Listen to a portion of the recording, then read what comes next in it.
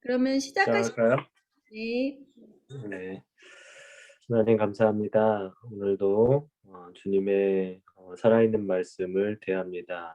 하나님, 정말 바라는 것은 이 말씀이 그저 글자로 그치지 않게 도와주시고, 하나님, 이 말씀이 우리에게 생명을 줄 수 있다라는 거, 우리가 삶과 죽음의 문제에 있어서 우리를 살릴 수 있는 말씀이라는 사실을 주님, 저희가 깨닫기를 원합니다. 무엇보다도 이 말씀이 저희들 영혼 가운데 새겨져서 하나님 힘들고 어려운 가운데 이 살아있는 말씀이 생각이 나고 이 말씀 잡고 기도할 때 우리가 살 수 있고 자유함을 얻을 수 있고 하나님을 더욱더 알아가고 사랑할 수 있는 그런 말씀으로 저희들 안에 계시길 소원합니다. 시간 축복하여 주시고 선생님들과 우리 친구들 주님 복 주시옵소서. 감사함이 예수님 이름으로 기도했습니다. 은진이 읽겠습니다. 히브리서 맞아요? 네, 맞습니다. 이 멜기세덱은 살렘 왕이요 지극히 높으신 하나님의 제사장이었습니다. 그는 아브라함이 여러 왕을 무찌르고 돌아올 때 그를 만나서 축복해 주었습니다. 아브라함은 모든 것의 10분의 1을 그에게 나누어 주었습니다. 첫째로 멜기세덱이라는 이름은 정의의 왕이라는 뜻이요. 다음으로 그는 또한 살렘 왕인데 그것은 평화의 왕이라는 뜻입니다. 그에게는 아버지도 없고 어머니도 없고 족보도 없고 생애의 시작도 없고 생명의 끝도 없습니다. 그는 하나님의 아들과 같아서 언제까지나 제사장으로 계신 분입니다. 멜기세덱이 얼마나 위대한가를 생각해 보십시오. 족장인 아브라함까지도 가장 좋은 전립품의 10분의 1을 그에게 바쳤습니다. 레위 자손 가운데서 제사장 직분을 맡는 사람들은 자기네 동족인 이스라엘 백성에게서 비록 그 백성도 아브라함의 자손이지만 율법을 따라 10분의 1을 받아들이라는 명령을 받았습니다. 그러나 멜기세덱은 그들의 족보에 들지도 않았지만 아브라함에게서 10분의 1을 받았고 하나님의 약속을 받은 그 사람을 축복해 주었습니다. 두말할 것 없이 축복은 아랫사람이 윗사람에게서 받는 법입니다. 한편에서는 죽을 수밖에 없는 사람들이 10분의 1을 받고 다른 한편에서는 살아계시다고 입증되시는 분이 그것을 받습니다. 말하자면 10분의 1을 받는 레위까지도 아브라함을 통해서 10분의 1을 바친 셈이 됩니다. 멜기세덱이 아브라함을 만났을 때에는 레위는 아직 자기 조상 아브라함의 허리 속에 있었으니 말입니다. 그런데 이 레위 계통의 제사직과 관련하여 이스라엘 백성은 율법으로 지령을 받기는 하였습니다. 그러나 만일 그 제사직으로 완전한 것이 이루어질 수 있었다면 아론의 계통이 아닌 멜기세덱의 계통을 따른 다른 제사장이 생겨날 필요가 어디에 있겠습니까? 제사직분에 변화가 생기면 율법에도 반드시 변화가 생기기 마련입니다. 이런 말이 가리키는 분은 레위 지파가 아닌 다른 지파에 속한 분입니다. 그 지파에 속한 사람으로서는 아무도 제단에 종사한 적이 없습니다. 우리 주님께서는 유다 지파에서 나신 것이 명백합니다. 그런데 모세는 제사장들에게 관하여 말할 때 이 지파와 관련해서는 말한 것이 아무것도 없습니다. 멜기세덱과 같은 모양으로 다른 제사장이 생겨난 것을 보면 이 사실은 더욱더 명백합니다. 그는 제사장의 혈통에 대해서 규정한 율법을 따라 제사장이 되신 것이 아니라 썩지 않는 생명의 능력을 따라 되셨습니다. 그를 두고서 말하기를 너는 멜기세덱의 계통을 따라서 영원히 제사장이다 한 증언이 있습니다. 전에 있던 계명을 무력하고 무익함으로 폐하게 되었습니다. 율법은 아무것도 완전하게 하지 못하였습니다. 그래서 하나님께서는 더 좋은 소망을 우리에게 주셨습니다. 우리는 이 소망을 힘입어서 하나님께 가까이 나아갑니다. 그리고 예수께서는 하나님의 맹세 없이 제사장이 되신 것이 아닙니다. 레위 계통의 사람들은 맹세 없이 제사장이 되었습니다. 그러나 예수께서는 자기에게 말씀하시는 분의 맹세로 제사장이 되신 것입니다. 주님께서 맹세하셨으니 주님의 마음을 바꾸지 않으실 것이다. 너는 영원히 제사장이다 하셨습니다. 이렇게 해서 예수께서는 더 좋은 언약을 보증하시는 분이 되셨습니다. 또한 레위 계통의 제사장들은 죽음 때문에 그 직무를 계속할 수 없어서 그 수가 많아졌습니다. 그러나 예수는 영원히 계시는 분이므로 제사장직을 영구히 간직하십니다. 따라서 그는 자기를 통하여 하나님께 나아오는 사람들을 완전하게 구원하실 수 있습니다. 그는 늘 살아 계셔서 그들을 위하여 중재에 간구를 하십니다. 예수는 이러한 제사장으로 우리에게 적격이십니다. 그는 거룩하시고 순진하시고 순결하시고 죄인들과 구별되시고 하늘보다 높이 되신 분입니다. 그는 다른 대제사장들처럼 날마다 먼저 자기 죄를 위하여 희생 제물을 드리고 그 다음에 백성을 위하여 희생 제물을 드릴 필요가 없습니다. 그는 자기 자신을 바치셔서 단 한 번에 이 일을 이루셨기 때문입니다. 사람들에게 약점이 있어도 율법을 어쩔 수 없이 그들은 대제사장으로 세우지만 율법이 생긴 이후에 하나님께서 맹세하신 말씀은 영원히 완전하게 되신 아들을 대제사장으로 세웠습니다. 네, 8장 읽겠습니다. 지금 말한 것들의 요점은 이러합니다. 곧 우리에게는 이와 같은 대제사장이 한 분 계시다는 것입니다. 그는 하늘에서 지엄하신 분의 보좌 오른쪽에 앉으셨습니다. 그는 성소와 참 장막에서 섬기시는 분입니다. 이 장막은 주님께서 세우신 것이요 사람이 세운 것이 아닙니다. 모든 대제사장은 예물과 제사를 드리는 일을 맡게 하려고 세우신 사람입니다. 그러므로 이 대제사장도 무엇인가 드릴 것을 가지고 있어야 합니다. 그런데 그가 땅에 계신다고 하면 제사장이 되지는 못하실 것입니다. 땅에서는 율법을 따라 이미 예물을 드리는 사람들이 있기 때문입니다. 그러나 그들은 하늘에 있는 것들의 모형과 그림자에 지나지 않는 땅에 있는 성전에서 섬깁니다. 모세가 장막을 세우려고 할 때에 너는 명심하여 내가 산에서 내게 보여준 그 모형을 따라 모든 것을 만들어라 하고 말씀하신 하나님의 지시를 받은 것입니다. 그러나 이제 그리스도께서는 더욱 훌륭한 직무를 맡으셨습니다. 그가 더 좋은 약속을 바탕으로 하여 세운 더 좋은 언약의 중재자이시기 때문입니다. 그 첫 번째 언약의 결함이 없었더라면 두 번째 언약이 생길 여지가 없었을 것입니다. 그런데 하나님께서는 자기 백성을 나무라시면서 이렇게 말씀하셨습니다. 주님께서 말씀하신다. 보아라, 날이 이를 것이다. 그때 내가 이스라엘 집과 유다 집과 더불어 새 언약을 맺을 것이다. 또 주님께서 말씀하신다.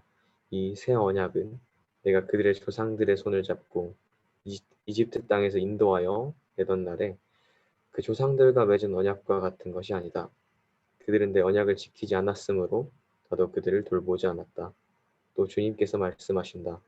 그날 뒤에 내가 이스라엘 집과 맺을 언약은 이것이니 나는 내 율법을 그들의 생각에 넣어주고 그들의 마음에다가 새겨주겠다.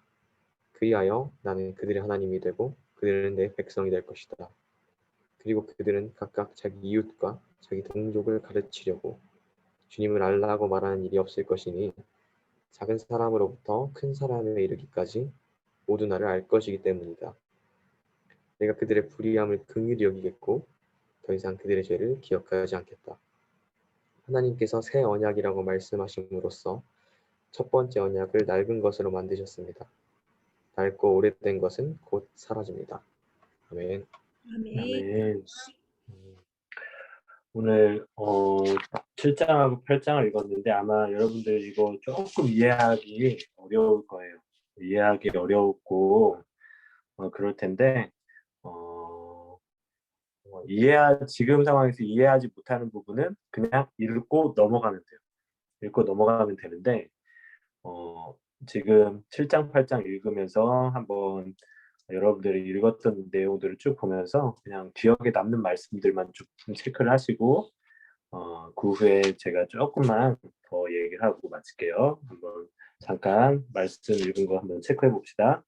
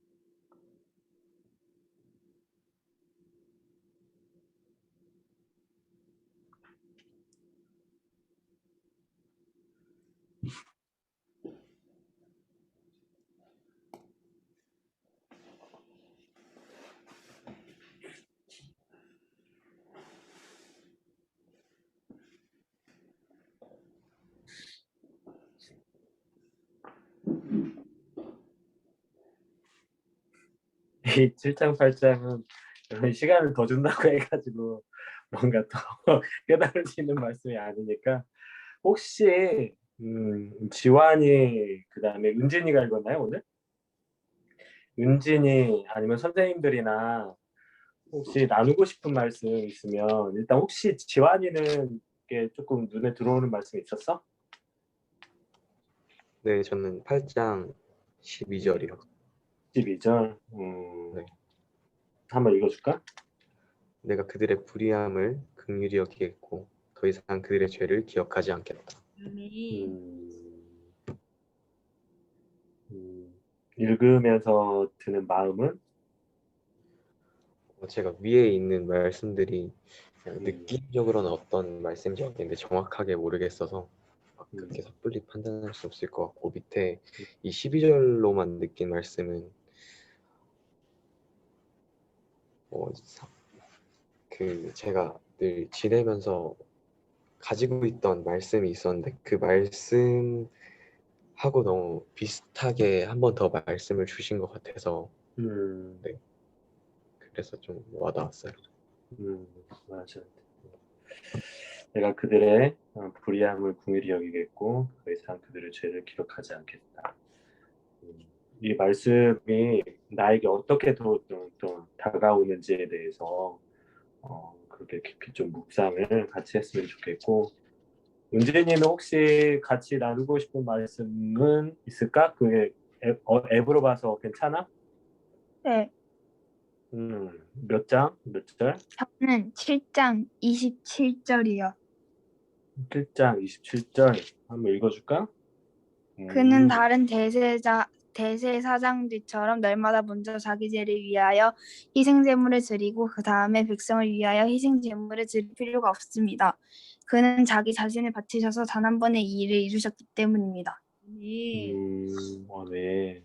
아, 이거 되게 어려운 말씀인 것 같은데. 읽으면서 드는 마음은?